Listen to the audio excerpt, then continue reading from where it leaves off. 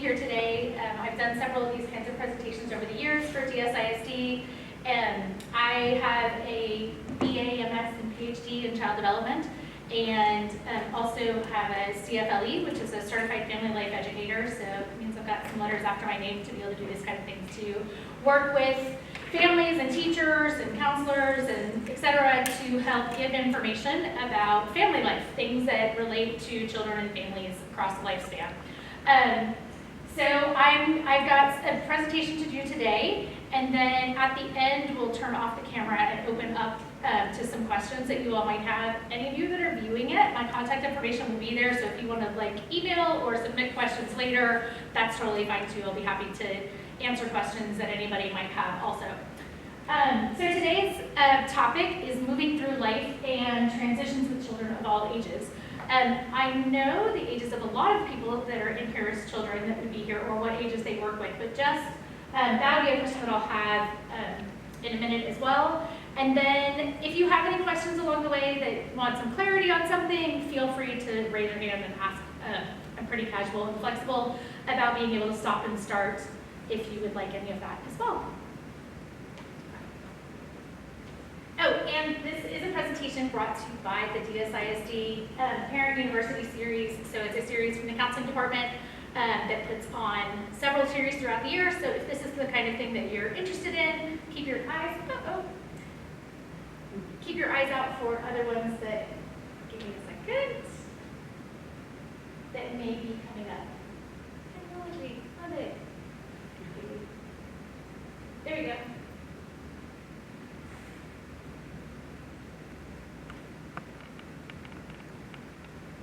Okay. So the first question is just answering what are transitions? What do I mean by that? And so the definition of transitions is just a process or period of changing from one state or condition to another. So we'll get into the specifics of how that is, but that's sort of the general definition.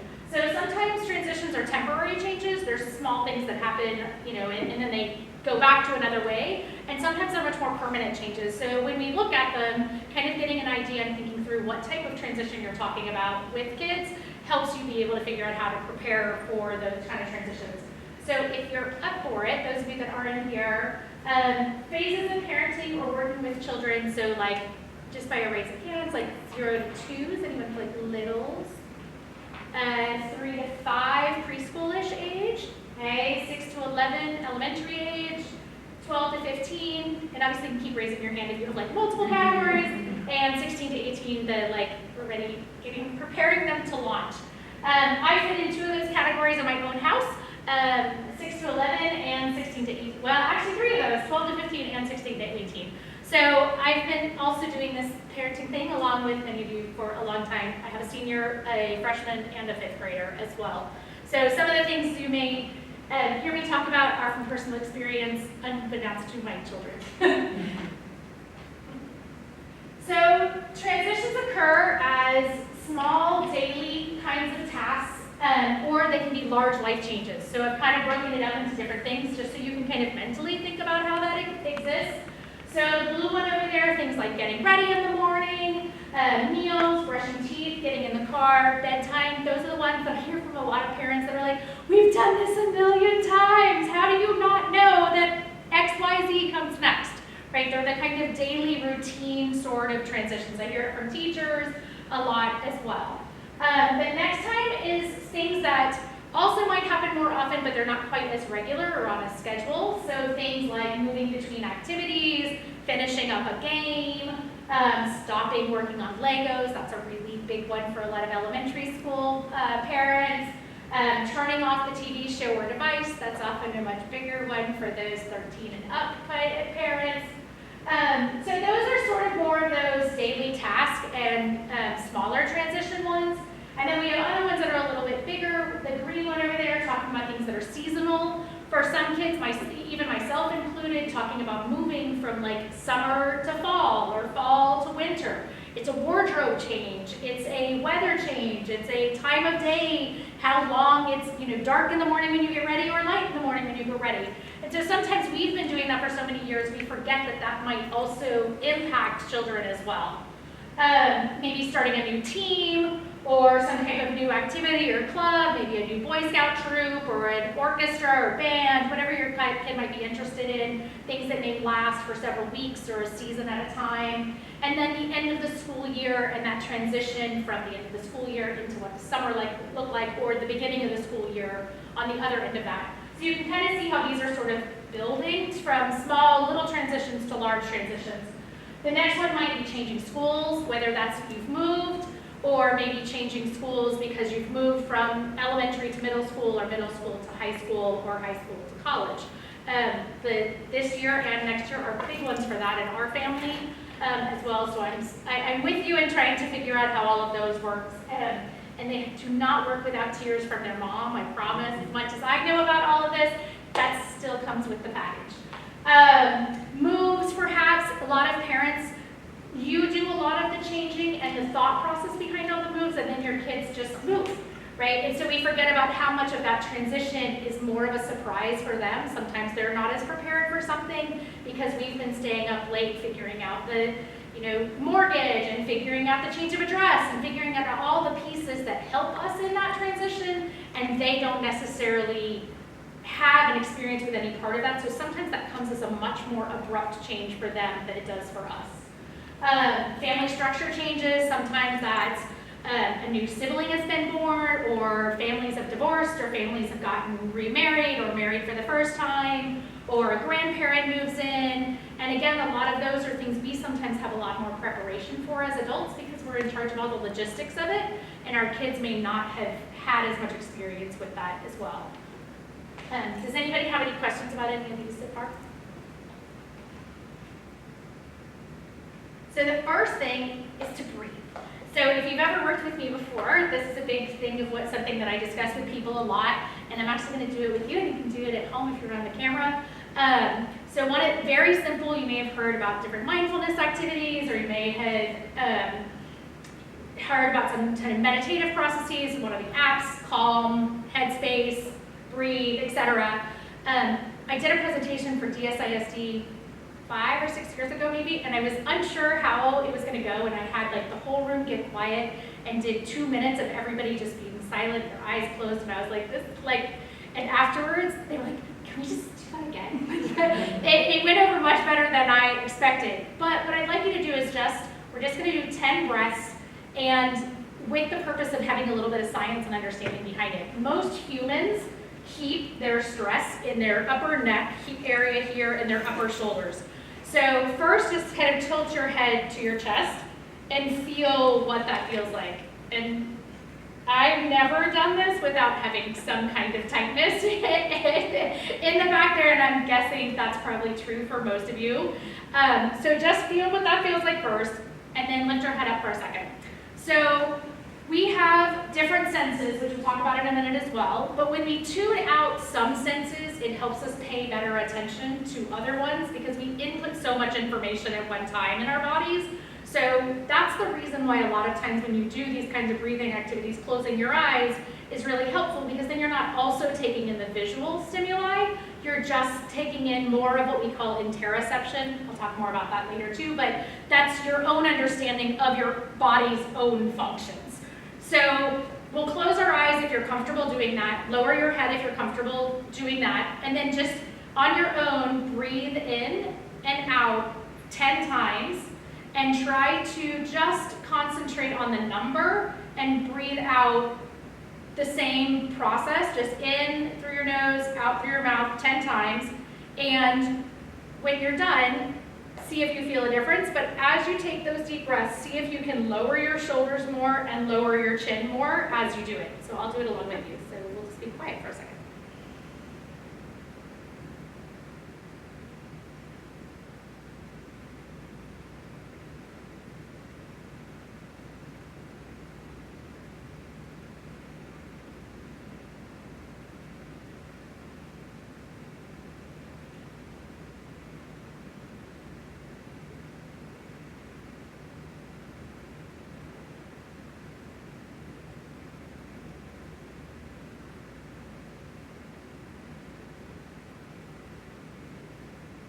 And then as you finish, you can raise your head if you want to, or you can just stay like that forever. It feels pretty good after a while.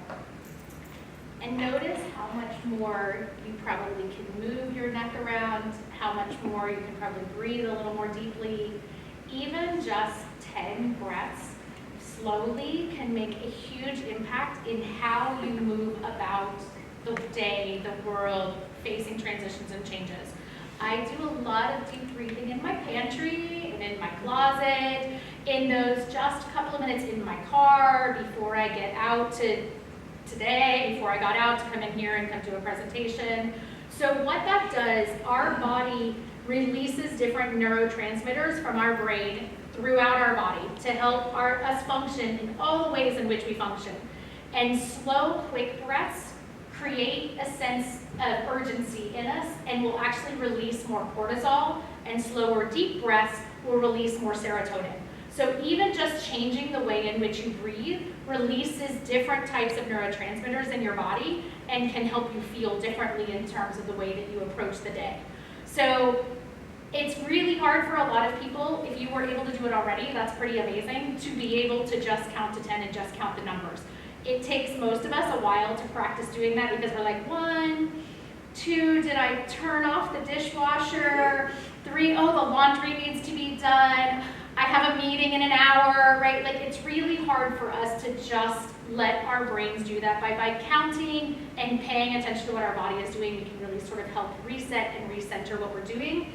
And it's a really beneficial thing to be able to teach children as well before they move through any kind of transition as well. Okay, hey, let's take a couple of deep breaths first. And you can hold their hands and do it together. And we'll talk more about co-regulation in a minute, but that's the idea. So just starting out with some deep breaths actually has biological changes in your body from one way to another. It is really beneficial. It's like the cheapest medicine out there. And it can be done super simply. It doesn't have to be some kind of formal way to do a massive, type of hour yoga a day, because that's super hard for anybody to fit in their day. So one of the first things is to communicate and set expectations from both your perspective and your child's perspective, or the children that you work with. Most of the time, we tend to only set the expectations on an assumption. We don't usually verbalize them very well, and we also tend to only set the expectations from our perspective. Okay, this is what I need you to do. I need you to do that. I need you to do that. We don't really take into account our children's perspectives very well, because a lot of times we're expecting them to work on an adult schedule. We're the CEO of the day, and we're like, okay, this has to be done, and this has to be done, and this has to be done, and we don't always pause to check in what their expectations are as well, or what their needs are with that. So discuss clear and kind expectations. Commend and compliment smooth transitions. If we want things to continue, we compliment those things, right? Our bodies naturally, we like that little dopamine boost when someone says, hey, that was amazing. Thanks for hopping in the car so fast this morning. Wow, thanks, you brushed your teeth without me even asking, right? If we want those types of behaviors to continue, then complimenting those behaviors makes them more likely to continue. So as much as we just are like, but they just need to do it. Well, they do, but if the goal is that they're just going to do it, then you can do things to help that happen. And one of them is to set those expectations. Another is to commend and compliment the smooth transitions as much as possible. In our house, and when I was working with children on a daily basis, I also discuss clear and kind expectations throughout the whole day. Right? Like, okay, remember tonight we're going to do blah, blah, blah. Okay, when you finish your breakfast, can you go brush your teeth? Okay, can you put up your shoes on your way up the stairs? Right? Like, I build those kinds of commentary in a clear and kind way all the time. It's much easier to put in the work ahead of time than it is to put in the work afterwards and be really frustrated that your child didn't read your mind and know what you wanted them to do and just have expected them to do it. Their brain is still maturing, and so those clear and kind expectations help that brain mature. If it's not done in a clear and kind way and it's done afterwards in a reprimanding way, they're going to be more likely to shut down. Our brains don't learn and input information very well when we're stressed. And so if you're being yelled at for forgetting to put your shoes away, you actually aren't learning very much about the next time I need to put my shoes away. But in a clear, kind way of setting the expectations ahead of time, you're going to be more likely to remember that that's what you're supposed to do. You're building those neural pathways in that brain. Discuss challenging transitions at another time, not in the midst of it. And this is one of the things that happens inherently with parents is they feel like they need to fix it right then, but while your children is having a meltdown or traumatic, breakdown, falling apart, crying, etc., trying to reason with them and tell them what they should have done or what they need to do does not process at all. And if you can pause and think, they're not really just ignoring me, they literally, they cannot do that, right? Like biologically, they can't do that. We understand that with all kinds of other things. Like if they sprained their ankle, we wouldn't be like, you just need to run, unless you're Carrie Strug in the Olympics or something. But otherwise, like we don't usually have that expectation for our kids when it's something physical. But when it's something with their brains, we forget that that's the same thing. We need to pause, help them fix that situation, and then we can talk to them about it later.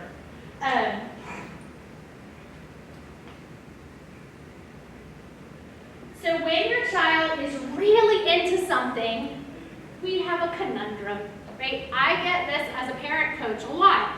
I get both ends, which I'm sure many of you that work with children and your own children do too. I get parents who contact me because they say, I can't get my child to play by themselves and I can't get them to focus on anything for very long.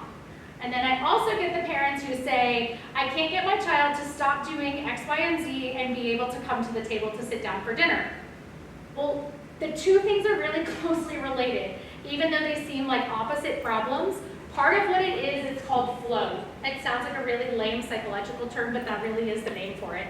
So in positive psychology, the idea of flow is basically just like when you're really into something, right? So when we are really focused on an activity, that's what we mean by flow. It means that that's when you have the preschooler who forgets to go to the bathroom, and parents, I get contacted a lot too, like, my kid is potty trained, but I don't understand. When they're building with blocks, they won't stop to go to the bathroom, right? Or when my kid is 7-year-old is working with Legos, I can't get them to stop to go to the dinner table, etc., right? So the conundrum is that we want that for our kids. We want them to be able to have that kind of focus. We want them to be in a state of flow. So the more that we can allow that and maybe adapt some of the transition times around when they're in that, like do they really have to come to dinner that minute, or can we pause for 5 minutes until they're finished with activity to come? Or do they have to stop that show right this second to be on our schedule? Or is it possible that we're helping them build the idea of being able to be in a state of flow to continue that? Doesn't mean that's always possible, but at least being conscientious of it, you might find that transitions are easier if you are paying attention to what it is that your kid is super into and doing. And you might have a lot fewer conflicts in that as well. So even like nowadays with being able to stream things on TV, a lot of times too, we think like, oh, it's always there. Like I have this discussion in my own house all the time. Like it literally lives in this space, in this box. Like I don't even know how this works, but like you can be able to access this anytime. You can come to the dinner table. But to them, they're really into what they're doing. They're really like in that, mode. So it might be okay to say, okay, as soon as this show is over, that's the time we need to turn this off. Or as soon as this scene is over, we need to turn this off. Or as soon as you finish that level in your game, whatever it might be. That's not always possible, but if we want our kids to be able to have the ability to have intense focus and be able to complete things and get really into things they're doing, we also need to consider, do we need them to do the things we're asking them to do all the time at that very moment, or are there things that we can manipulate to be able to have both of those things happen at the same, within the same occurrence?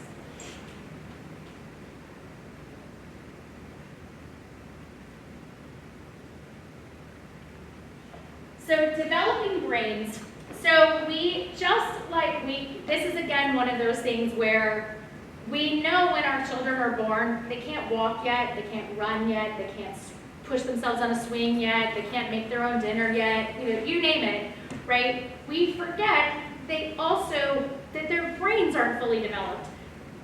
Only in certain areas though. We tend to be really aware of that in cognitive abilities, right? We're really patient with the cognitive abilities. We're really patient as parents usually with the physical abilities, like, they're not tall enough to X, Y, Z, or they don't have the fine motor skills yet to do that. Or, right, they don't know how to add and subtract yet. They can't tell time yet.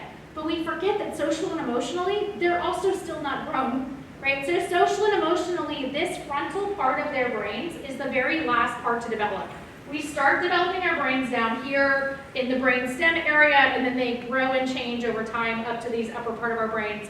Historically, like the way humans developed over time, this is the part of the brain that was the last to develop, like as humans anyway also, and so it makes sense that this would be the last time to develop. So those of you that raised your hands and you have 3 to 5 year olds, you've got like 2 more decades until this frontal lobe is fully developed. Right, so the frontal lobe is not typically fully developed until people are on average about age 25. It's a little later for boys than it is for girls too most of the time. So just be aware of that also, right? So the thing, and everything that's housed up here, I'll get to that in a second, but everything that's housed up here is all of that planning, understanding what comes next, understanding the consequences of your action, emotional regulation, etc.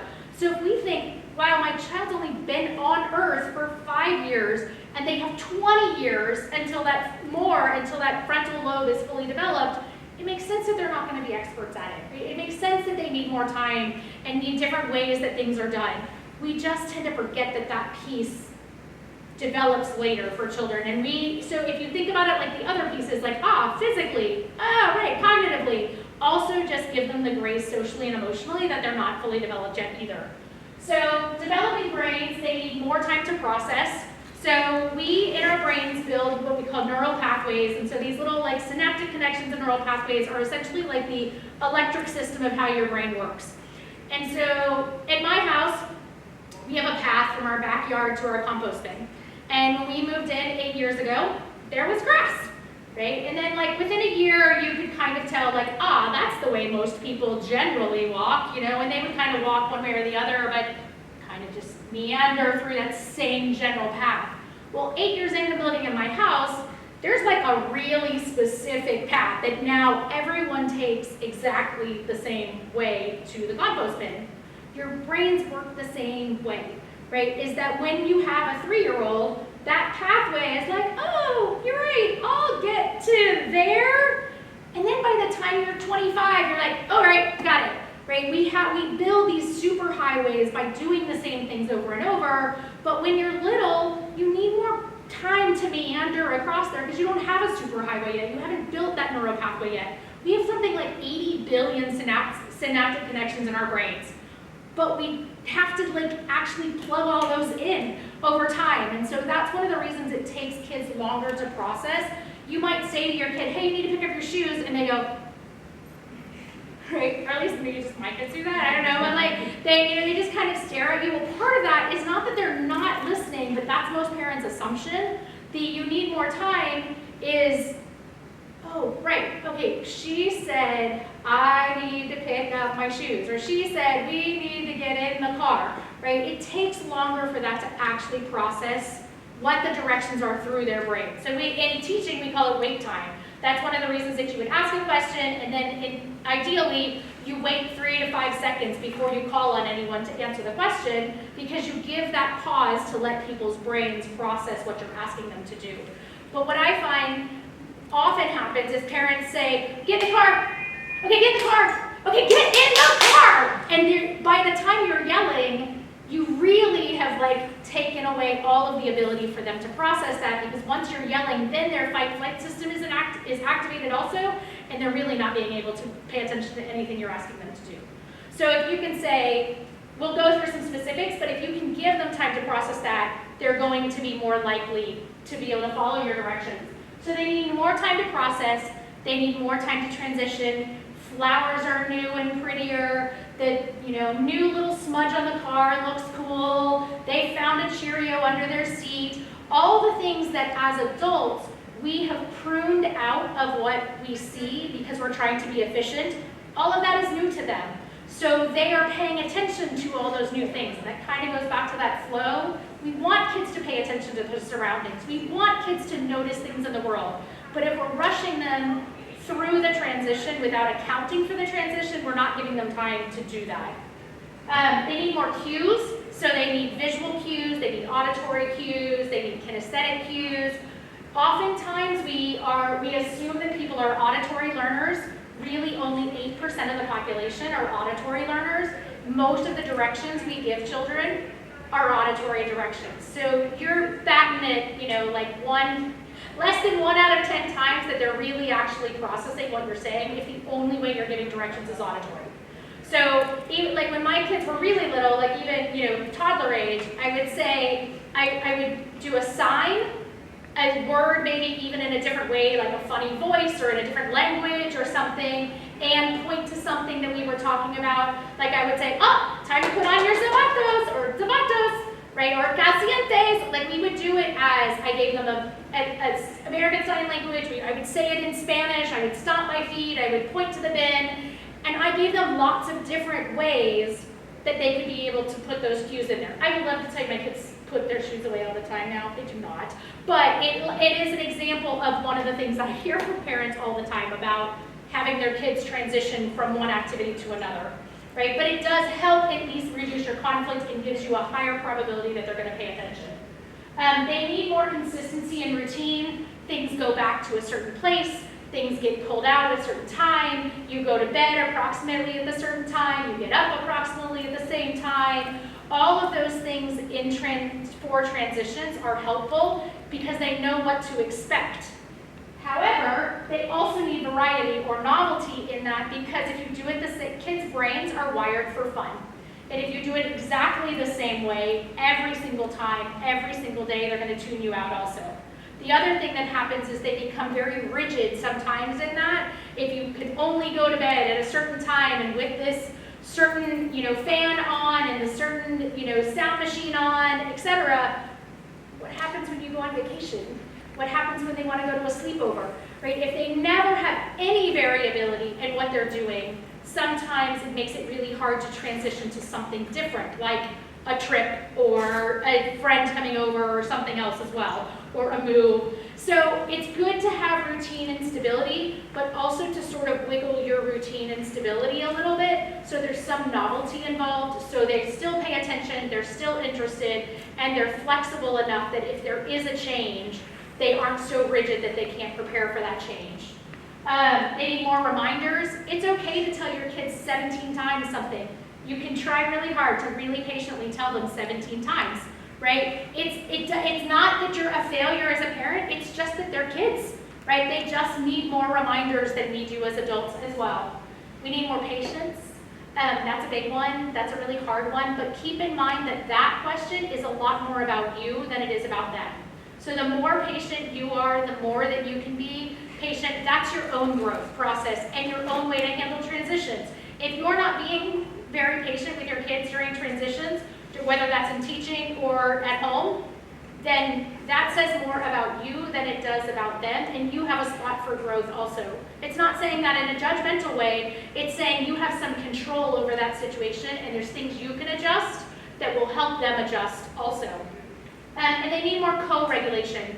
So co-regulation basically is like when our kids borrow our frontal lobes. I tell my teenagers this all the time. Hey, I'm your speed bump, right? Like it's got to run through mom's brain before it just comes output on your brain because my frontal lobe is fully developed. Yours is not, right? So you can come up with the idea, then it needs to run through my brain to say, have you thought about this? Will that work? Who's picking you up? Who's going to be there? And then they can be able to make that kind of transition. That's the transition that we also make from how we operate with little kids to how we operate with teenagers.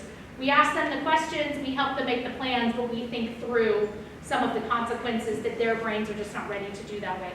So we co-regulate, co-regulate, co-regulate, co-regulate, co-regulate, and then they can finally regulate on their own, right? But we often assume that our kids should regulate on their own in preschool or toddlerhood, and most of the time they just can't, right? If we are really patient with that and we give them that space and we give them us, we're more likely to be able to,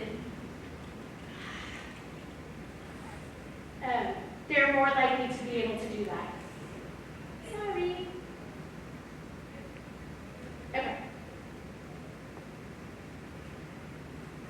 So these are all the things that are part of an executive function. Some lists have 7 things, some have 11, some have 12, some have 17. It's all the same ideas, just depends on how people break it down. But that executive function is what I was talking about in the beginning, and the brain function. And executive function has a ton to do with how easy transitions are for people. Some kids are really good at being able, or it's really easy for them to transition through those daily task things, and they have a really hard time with the big transitions. Some are the opposite. It just depends on what your own kid's processes. But emotional control, task initiation, task completion, working memory, planning, prioritizing, processing speed, organization, attention, self-monitoring, impulse control, cognitive flexibility, foresight and hindsight, self-talk, problem solving, and persistence. Right? It makes sense why it's really hard, why transitions are really hard. That's a lot involved in being able to move from one thing to another really smoothly. But you can target, these are actually 2 articles I pulled up. This one is from Harvard. This one is from the OT Toolbox. If you're not familiar with that, it's a really great resource that has a lot, even if you're not an OT, has a lot of good resources for helping be able to work through transitions and helping build different ones of these skills. You can follow the OT Toolbox on social media if you want to as well. I'm no connection, just giving a resource as well. But it's like games you can play that can help your kids develop these in certain areas. But the more developed kids are in all of these areas, the easier transitions are for them. So the more that you can help them plan, if you have teenagers, like, okay, how are you going to get home? Who's going to drive you? Who's going to be there? How late are you going to be, there? Those type, do you have gas in your car? Right? The way that we ask them those questions and help them plan, we're building more roadways for them. The more roadways we build, the easier they are, they can make it through those transitions. So no matter what age your child is, you can developmentally appropriately help them build these skills so that transitions are easier. So how can you help your child with transitions? You can normalize the challenge of change. Change is hard. Right? Change is inherently hard for almost all of us. If I asked you right now, okay, you're moving tomorrow, like all of you would probably get some heart palpitations at the idea of what that would entail, right? Or even if I said you're changing jobs, or even if I said, hey, you had dinner plans, but that's changed and now you're gonna go to this party instead, right? As adults, those transitions are hard for us, but we're usually in control of them. Right? We usually get to say, oh, no, actually, I don't want to do that. And then we don't have to sometimes. Our kids often are at our schedules, right? We are the ones that dictate whether or not they're going to go to all these different activities, etc. But just normalizing the challenge of change for everybody is important for your kids also.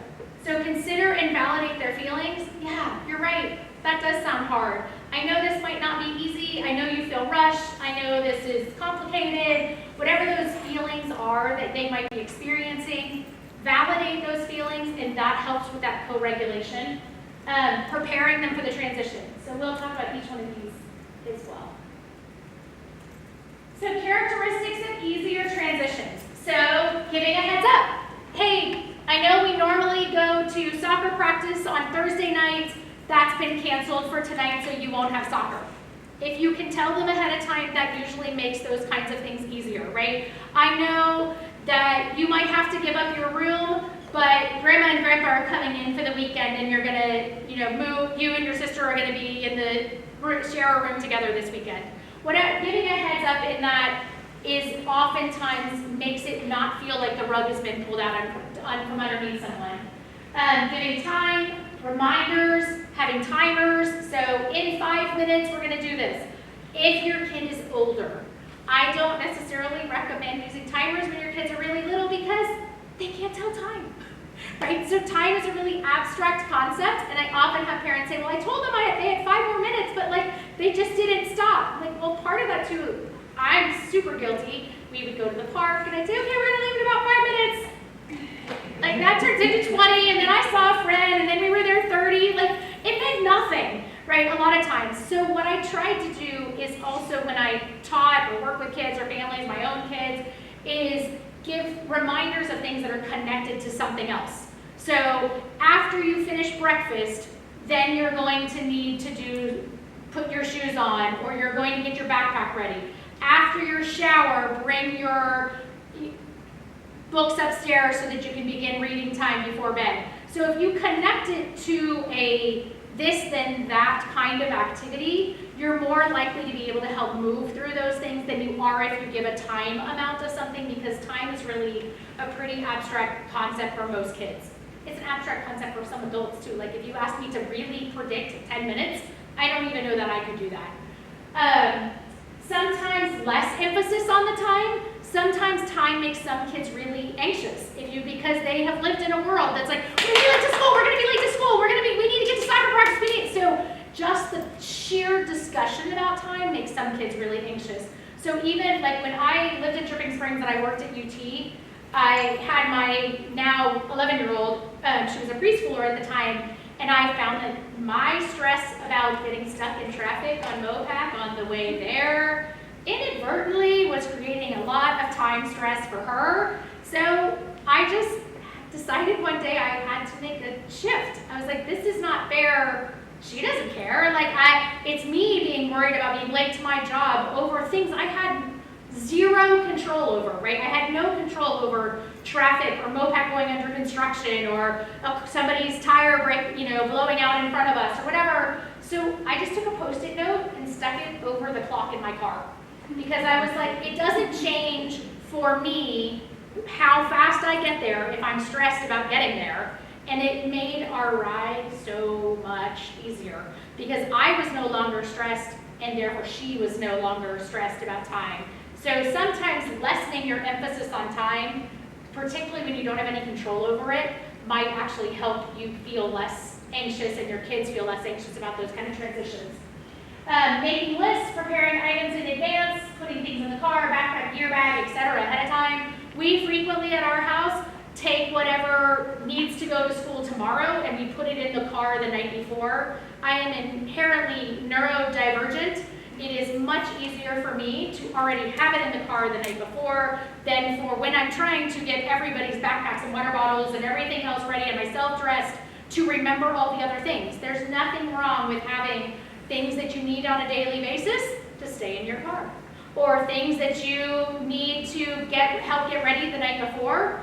Get them ready the night before. Fill up, if it saves you time, fill up the water bottle and put it in the refrigerator, because the next morning, getting that out. If you have a teenager who needs to have a project due or a paper due or something, help them plan out what supplies do you need so that I'm not running to Best Buy on a Wednesday night at 8:30 to get you a poster board, right? And I can tell you from experience, we live in a small town. Walgreens wipes out of all that kind of stuff really fast when there's a major project due, right? So helping plan ahead for those things often makes any kind of transition much easier, because then you don't have the time crunch, the stress, and the multiple things at one time.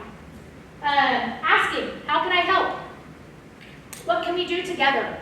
Who's responsible for which part? Particularly for your older kids, that's really important, right? We assume they're going to do all this, X, Y, whatever the thing is, and they assume we're going to do that. And so if you say, hey, I'm going to grab this, you need to bring that. Or what would you like to be in charge of for your party you want to host, right? Helping them understand that transition from one activity to the other requires planning and work. And asking some questions is really helpful. Asking what comes next. Hey, okay kids, what are we going to do next? That helps them build those neural pathways in their brain to start being able to plan out something ahead of time. How much time do you think we'll need? We work with kids and in our own house talking about backwards math. A lot of times we're like, okay, we need to be here at 2. How long is it going to take us? How long is it going to take us to get in the car? How long is it going to take you to take a shower? How long do you need to get your stuff ready? Okay, then we need to start at 10, right? And so we help them understand that there's all these chunks, not, oh, I need to be there at 2, and then they're like, all right, 1:45, let's go get in the car. Particularly teenagers have a hard time understanding all those parts because we assume they're good at it, and they're not really good at it yet. Because again, even if they're 15, we still have a decade before this part of planning and execution is really fully developed. So normalizing transitions modeling it. What do you do to help with transitions? Do you take deep breaths? Do you put your stuff together in your purse the night before? Do you make your lunch ahead of time? Do you create a list before you go on a vacation or trip? What are the processes that you do? And be very upfront and verbal about it. Oh, right, I have a presentation today, so I'm going to do these things beforehand. Or we're getting ready to go on this trip. I'm going to make a list of all the things that we're going to need. Keep that list going. So being very open and upfront about modeling it. Also, we call mirroring it. Children are more likely to mirror our emotions. So if we're calm in the transition, they're going to be calm in the transition. If we are a little frazzled and running around in the transition, they're going to be really frazzled and running around in the transition, right? So we call that mirroring it. So they will mirror whatever emotions we are presenting to them. Practice it. Do a trial run. If you have a kindergartner, tie their shoes and practice putting their shoes off and on. Practice getting their pants off and on so they can go to the bathroom by themselves at school. If you have a high schooler that's getting ready to drive, you don't just automatically hand them the keys and say, all right, great, go for it, right? We do a whole lot of practicing ahead of time. When they sit in the front seat, we talk about it with them. They sit here and they understand where the things are in the car. Then they get to drive, on the neighborhood street, and they do all these small steps in that transition to being able to drive themselves. We need to do that in lots of places of life. Before your kindergartner starts with their first day of school, sit down and have a picnic lunch where they have to open all their own containers at their lunchbox so that they know how to do that. So whatever new situation, you can role play, you can model it, you can have them practice that in different ways. We call this bibliotherapy, where they can use TV, books, characters, etc. So model that. My kids and I, particularly my youngest and I, started watching a TV show the other day called Best Foot Forward on Apple TV, where it's a kid that is going to public school for the first time as a 7th grader. So we talked about what does that look like? What are the things, what did he maybe have to do to prepare to be able to go to school? What does he know? What does he not know already? So whether your kid might be leaving for college, that might be a great way that maybe you could watch even Gilmore Girls or some other show that has a significant part where they're leaving for college and talk about those different ways they may be doing it. So use the things, sometimes particularly for our older kids, it's easier to use things that aren't them as your models to talk about. Sometimes they get really sensitive when we talk because they think they're supposed to know. Partially because a lot of times we say, you're already 15, how do you not know blank, right? So if we avoid that shame and guilt and instead co-regulate with them and then give them models and characters, they'll be more likely to do that. So try not to put extra ideas in their head. You can be a little nonchalant until they tell you otherwise. If you have a kid like moving from elementary to school to middle school, don't be like, oh, are you so nervous about going to the middle school? Maybe they're not. But you said, are you so nervous? So they're like, oh, I'm supposed to be nervous, right? Or going to high school or going to college. We often put our emotions on children when it comes to transitions, and they might not have been feeling them before. So you could just say, hey, you're going to start middle school in the fall. All right, great. Right? You don't have to make it something that they aren't feeling yet. Then if they come to you and say, hey, I'm feeling really nervous, well, then that's great. You can work through that, but you don't have to make them nervous ahead of time. Or, just asking them, how are you feeling? Without having a loaded, how are you feeling is very different than, are you feeling nervous? Right? You can just, hey, how are you feeling about that? Consider and validate their feelings. So connect. That can be a tousle of the hair. That can be a kiss on the forehead. If it's not your own children, just a pat on the back. It could be like, hey, good to see you. And the kid's name. Whatever it is before, like if you're a teacher or a counselor or somebody trying to, needing to pull a kid out of a classroom, instead of walking in and just saying, hey, I need you, right? Go up and ask them, hey, when you finish this, we're going to meet in the hall. Remember, I'm the counselor. We're going to go do, we're going to go off to my office now. Whatever it is, but find some way that you can connect with a child before that transition has to happen, and they're going to be more likely to be okay with that because you've helped them feel safe. Ask them questions, like I said, how are you feeling about it? Oh, how was your day? Great ways to connect. Pause and assess the situation. That's part of that flow, right? Do I have to make this transition right now? They look super into that. You know what? Dinner can wait 3 minutes until they're done with whatever it is. Break down things into must-dos and may-dos. Sometimes we add a lot of transitions for parents that are really not things that have to be done, right? That we're like, oh, okay, we're gonna go to Target so you can pick out a treat, and then we're gonna go to here, and then we're gonna, and your kid by the end of the day might be like melting down and super dizzy. Are those things because they wanna do them or because you feel like you have to do them? So kind of take them some time to figure that out. Maybe take an hour break to a park in the middle of a day full of errands so that each of those transitions is a little easier and they've had some chance to have some breathing room. You can ask your kids if they need more time or more help. I find in a lot of transitions, it's really difficult for children because parents want to move it along, and so then they start doing the things for kids. And when you start doing the things for kids, you often increase their cortisol very quickly, because not only are they feeling rushed, they're also feeling like their self-efficacy and their empowerment is being taken away, and you feel like they aren't capable of doing whatever it is. So just pause. Hey, do you need more time or more help to get your jacket on? Hey, do you need more time or more help to finish brushing your teeth? Is there something I can do to help you get out the door while you're brushing your teeth? Right, so if we can help them be able to make a little bit of that assessment and still feel empowered, then we're less likely to have as much conflict. Surprises should be fun, but even then, think about if that is a good fit for your child. There are some times where we want to surprise our kids with something really big and fun, and then it is super stressful for them. So your kid might be a kid who loves surprises. Your kid also might be a really anxious kid who likes to know what they're doing all the time, and some kind of big fun surprise might be super overwhelming for them.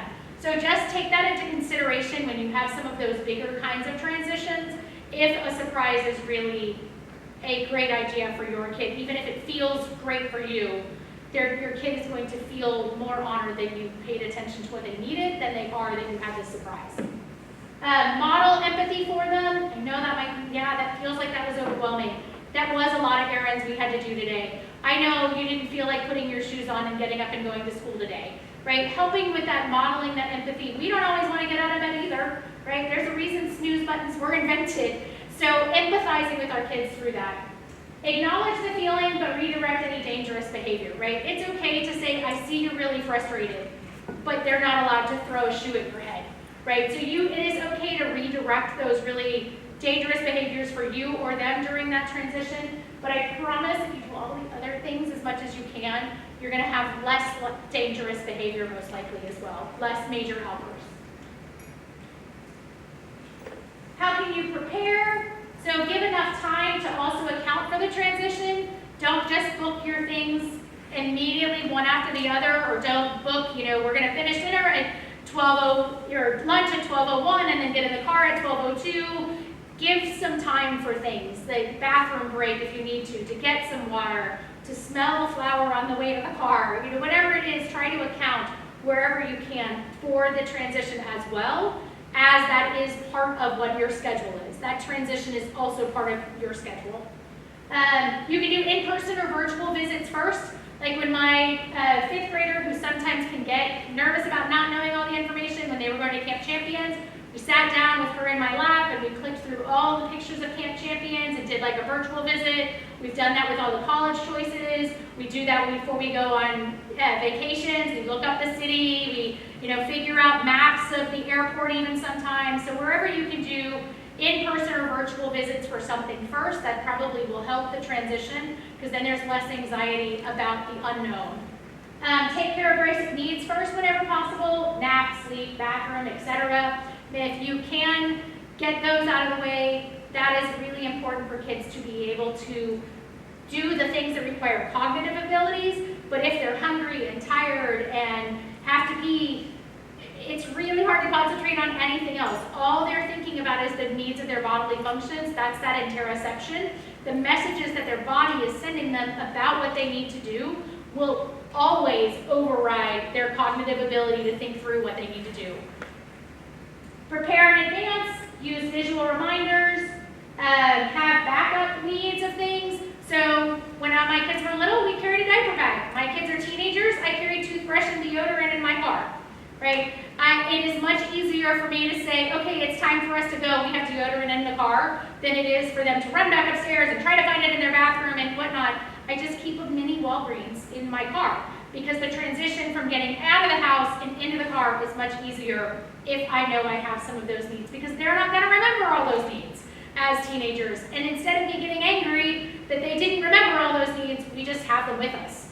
And we have a backup plan instead. So my diaper bag went from me carrying something to now a little bag that I keep inside, in our car as well. Consider timing, overload, and decision fatigue. Decision fatigue is when we're super tired at the very end of the day. It's really hard to make decisions. So if you can make decisions in the morning, if you can make decisions the day before, you're going to be much more likely to be like picking out clothes the night before, picking out, at least narrowing it down to 2 outfits the night before, and then in the morning all you have to decide between is 2 things versus a whole closet full of clothes. So the more that you can consider timing, overload of things that are happening, and decision fatigue, the easier transitions are. How can you prepare and execute the plan? Think like a teacher, right? Most teachers have a lot of ability to be able to move from one activity to the next. They have songs, they have routines, they have their schedule up, they have, callback kind of things. When they say class, and they say yes, well then they have your attention. If you are just giving your kid directions and you're like, hey, you need to pick up your shoes, and you keep going, I guarantee if you ask them, hey, what did I just ask you to do? They're like, no idea. Right? Words came out, but they didn't pay attention. As a teacher, they call the student by name, they try to make eye contact as much as possible, they try to get the kid to repeat the directions back to them. All of those things will help ease your transitions, because then you know that the child knows what you are asking them, versus it just going kind of straight past them.